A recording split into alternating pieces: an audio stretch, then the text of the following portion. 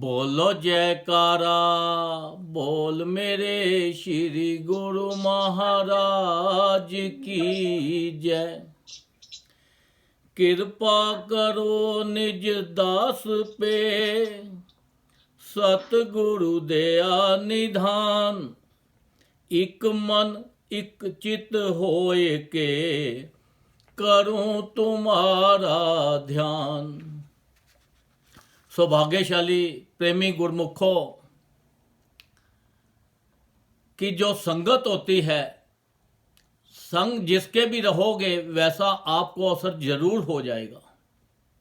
अगर आप जोहरी के संग रहते हो तो आपको कुछ दिनों में हीरे की परख करने की पहचान हो जाएगी। ऐसे ही अगर संत महापुरुषों का संग करोगे, उनका नाम जपोगे, उनके साथ रहने से हमारे दिल के अंदर की आंख खुल जाती है।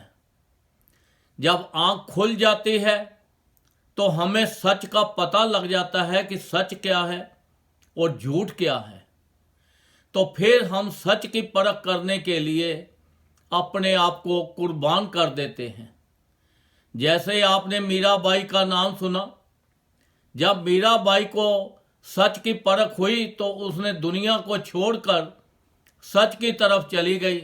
जब आप सच की तरफ जाओगे तो आपके ऊपर बहुत कष्ट आएंगे, कई प्रॉब्लम आएंगी, कई चीज़ें आएंगी, पर आपको इन चीज़ों की परवाह नहीं होगी, क्योंकि आपको पता लग चुका है कि सच क्या है। अंदर की आपकी आंख खुल चुकी है। तो इसलिए देखो, संसार के अंदर जो हमारे संत महापुरुष हैं, हमारे श्री गुरु महाराज हैं, ये साक्षात भगवान का रूप है और ये साकार रूप बन के संसार में आए हैं। और हमें नाम जो दिया है, हम अगर नाम जपेंगे तो हमारा लोक और हमारा परलोक दोनों सुखी हो जाएगा। एक बार एक सेठ था। अब सेठ वहाँ पे नाव पार करनी थी, उसने नाव में बैठा। जब नाव में बैठा तो उसने नाव वाले से पूछा, भाई तुम्हारे पास तुम्हें कोई धन इकट्ठा किया है? उन्होंने बोला कि धन इकट्ठा तो नहीं किया। तो उन्होंने क्या किया? तो उन्होंने फिर पूछा कि भाई तुम्हारे पास हुनर है? वो कहता है जी कुछ नहीं है।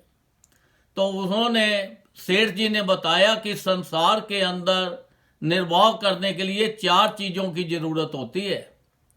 सबसे पहले धन, फिर उसके बाद हुनर, फिर उसके बाद तंदुरुस्ती और फिर उसके बाद शिक्षा, पढ़ाई भी साथ में चाहिए। तो कहता है 3 चीज़ें तो तुम्हारे पास नहीं है, एक चीज़ तुम्हारे पास है, तंदुरुस्ती। तो अब वो इतने में देखा कि जो नाव चला रहा था, सामने से बहुत बड़ा तूफान आ रहा था। तो उसने कहा कि देखो, मेरी नाव जो है ये पानी के अंदर तूफान से मुकाबला नहीं कर सकती। तो उन्होंने सेठ जी को पूछा, सेठ जी आप तैरना जानते हो? तो सेठ जी बोलते कि नहीं। वो कहते हैं भाई फिर तो आपका भगवान ही मालिक है, आपकी चारों चीज़ें कोई काम नहीं आई। तो आपने जो बोला था, तो अगर तैरना आए तो आप बच सकते हो। तो जैसे ही वो तूफान आया और वो तो जो नाव वाला था वो तो तैर के चला गया। अब सेठ जी गोते खाते रहे और फिर नाव वाले ने, जो तैरना जानता था, वो सेठ जी को पकड़कर एक किनारे पे ले गया, तो उसको भी बचा दिया। तो देखो, हमारे जो संत महापुरुष हैं वो हमें जो सबसे बड़ी चीज तैरने की देते हैं वो है नाम। अगर हम नाम जपेंगे तो हम तैर जाएंगे और हम दूसरों को भी साथ हेल्प कर सकते हैं। हम दूसरों को भी, जैसे हमारा ये ग्रुप चल रहा है, अब ये ग्रुप के जरिए मालूम नहीं कहाँ कहाँ से ऑल ओवर वर्ल्ड से लोग जुड़े हुए हैं और सबका कल्याण हो रहा है।